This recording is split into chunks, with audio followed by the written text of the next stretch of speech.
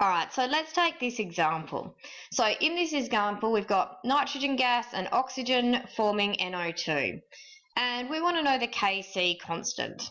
So we could write the Kc expression for this equation by saying Kc equals the concentration of the products, in this case NO, to the power of the number of moles in front. So in this case there's 2 moles, so we need to put the 2 there, divided by the concentration of the reactants times together. And that's it. That's the Kc expression. In this example, however, we've been given the concentration, so we actually need to work out the Kc value rather than just writing the expression.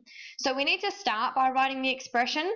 So we need to write Kc, and again we need to write the concentration of the product. So in this case we've got SO3, and because we've got 2 moles out the front, we need to write the 2 at the top, so to the power of 2, divided by the reactants.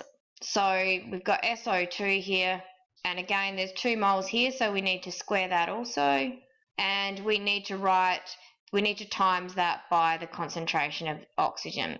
Now I've deliberately written the Kc expression out first because that helps me to keep track of my thinking. Now it's important to note that this is only the Kc expression for this temperature. So this is the Kc at 727 degrees Celsius. So I'm going to go through now and put the numbers in. So we've got the concentrations written in the question. So SO3, the concentration was 0.0360 moles per litre, and remember that was squared. And then on our bottom line we've got SO2, so 0.0223, and again that was squared, times by the concentration of oxygen, which is 0.0150. Alright, so then it's a case of plugging this into your calculator, so squaring the top line and dividing it by this part squared times by this, and that equals 174 moles per litre. No, 174, it's not moles per litre. There isn't actually units for Kc, and we know that because we've got moles per litre divided by moles per litre. So this is to 3 significant figures. And we know that we need to go to 3 significant figures because that's the most accurate information in the question. So this Kc value is much larger than 1, therefore our products are favoured. Okay, so this is a different type of example. Let's take a look at this one. And in this example, we need to calculate the concentration of each of the substances at equilibrium. Now we're given the initial concentration, so we're given the initial concentration of SO2 and of O2. So when the reaction starts, we're adding these.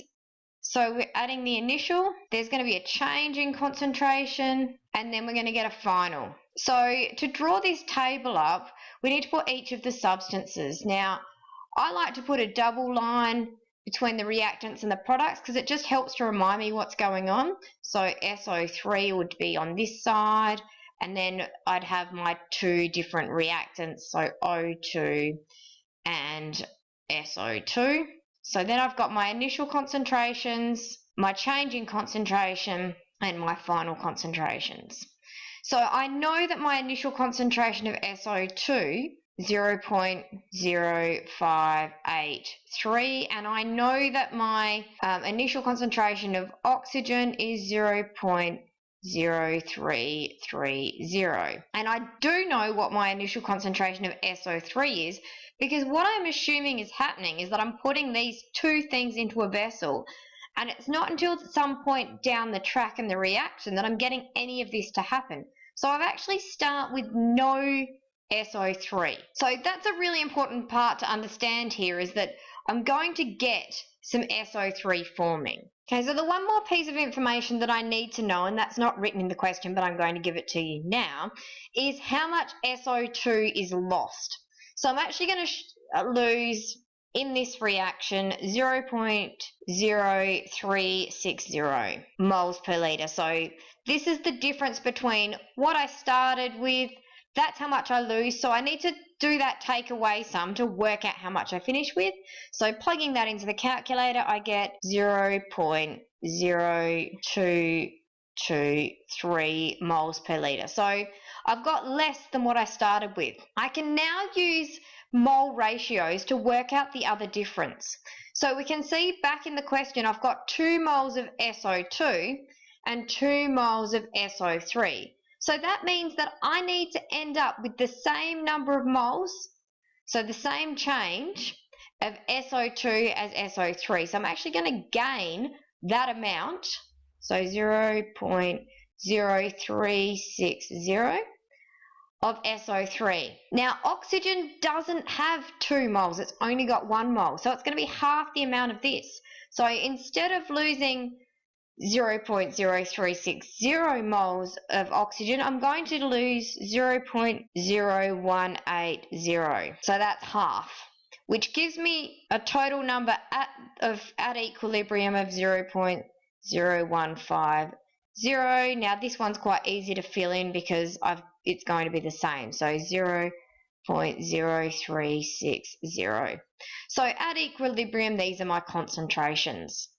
So when you're setting this up, it's really important. It may help you to do a 2-1-2 at the top just to remind yourself, but to have these 3 columns. So your initial column, your change column, and your final column.